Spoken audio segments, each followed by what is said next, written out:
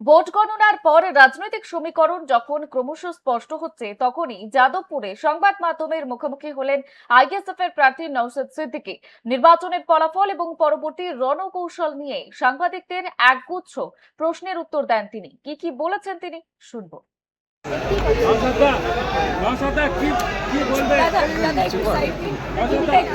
কিছু হয় না ভাই, কিছু হয় না।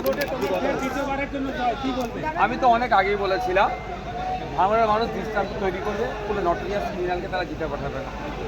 32,088টা লিডে আমি জিতে পেরেছি, ভাঙড়ের মানুষের দোয়া আশীর্বাদ। দেখুন, ব্যাপারটা হচ্ছে তৃণমূলের কেন পরাজয় হয়েছে। সামান্য একটা স্কুলে তথা মাদ্রাসার ম্যানেজিং কমিটি নির্বাচনে এরা কি করে, প্রার্থী দাঁড়াতে দেয়নি বা সেখানে ছাপ্পা মারে। এদের পায়ের নিচে মাটি কতটা আছে শক্ত সেটা তারা চেক করেনি। মানুষ সুযোগ পেয়েছে এবং সরকারকে বদলে দিয়েছে। তবে হ্যাঁ, আমাদের সংযুক্ত আমাদের যে আইএসএফ বামেদের মধ্যে প্রার্থীর সংখ্যা বেরোলে বেশি হলে ভালো লাগছে।